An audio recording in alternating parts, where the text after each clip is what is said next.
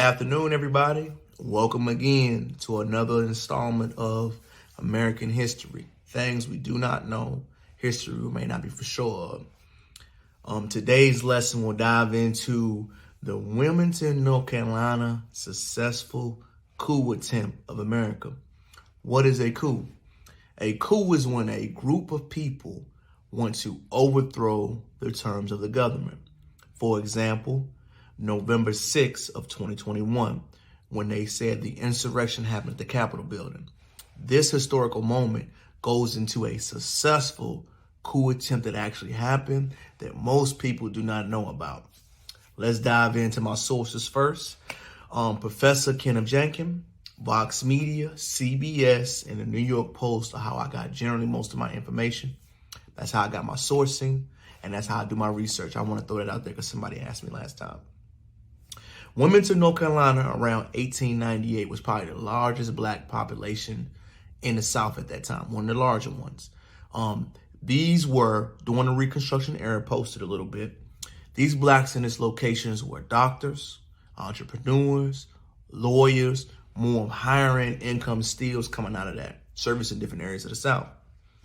During this time, political activism among foundational black Americans was very strong.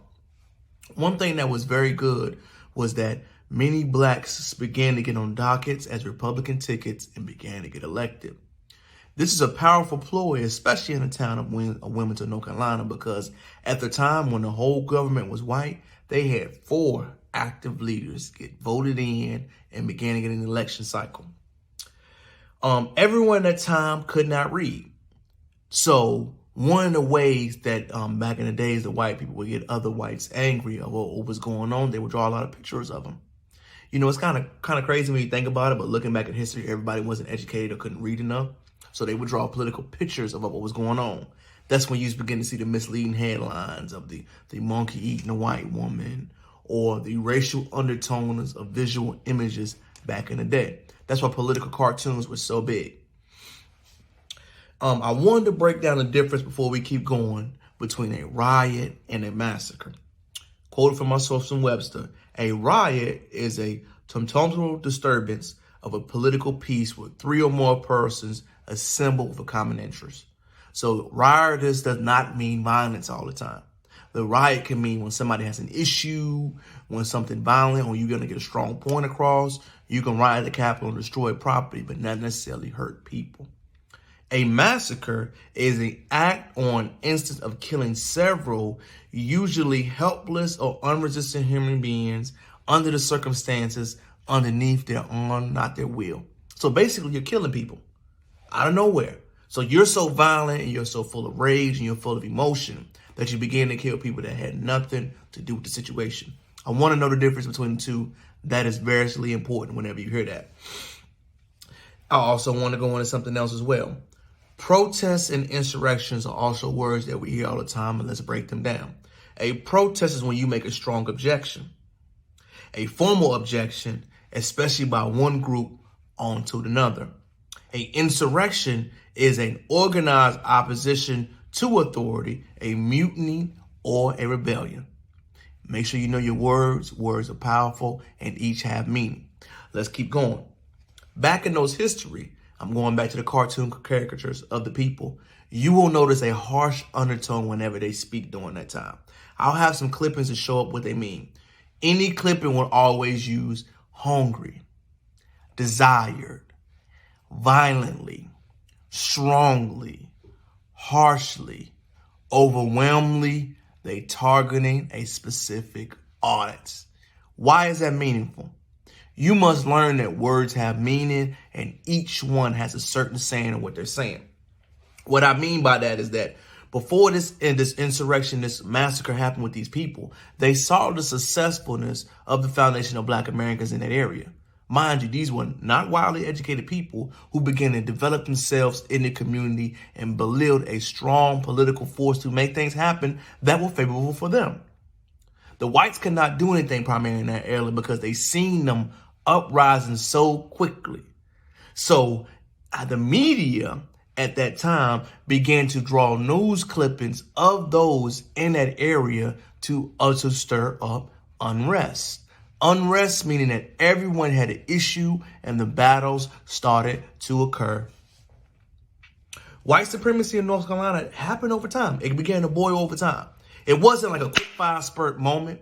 It was more of pictures coming out, incidents about love making, whites and blacks loving each other, different issues and hot takes that we talk about. All of these issues began to boil before the conflict actually happened. What started the conflict to go overboard was Rebecca Felton. Miss Felton called for a lynching of a black man that ever lusted or had relationships with a white woman. She said it didn't matter if it was 1,000 lynchings that happened per week, as long as they knew that white women were off limits. Think about that for a second, y'all. A newspaper article actually wrote this. Put it in publications. Said it out loud. When I read that, I was blown away. I really was. The massacre started to begin during early November. What they did at first was they had something called the Red Shirts. The Red Shirts went into black parts of town and intimidated them with guns and told them, if you vote, we will kill you all. They said that.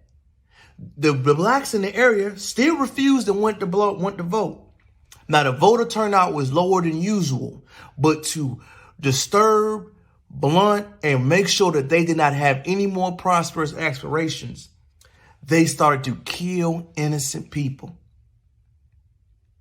And the most worst part of that, when they started killing people, throwing people in the woods, in swamp areas, when they started to kill people, they actually began to take political partnerships. So the guy that was throwing the rally the most ended up being a governor of that area. I think it was either a governor or House of Representative of that area.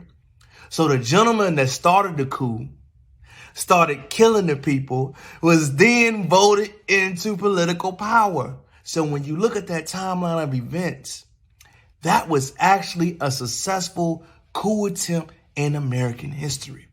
We never talk about that. Even the Wilmington Publican Post hid that history so much because they were ashamed. American history has a lot of points that we all should talk about and that we all should know. So let's hit the key points again. Blacks began to get political clout in the area. When blacks began to get political clout, the newspapers began to draw a counteractive campaign. The campaign drew cartoons of the incidents, drew bad publications of black figures. With this, the black love infatuation with white people began to grow. With them seeing the success of it, they started to get mad at the Wilmington community. After they got mad at the Wilmington community, they attacked the Wilmington areas. Wilmington was attacked. All the black leaders that were elected did not get reelected. They had a massacre where they were shooting, hunting, burning down buildings, churches, and community centers where they alleged over 70 to 80 people had passed away. Unmarked bodies that we still can't find to this day. This all happened, and the cherry on the top is the guy that led the rally actually was voted into political power. This is a story that I think we all should hear about.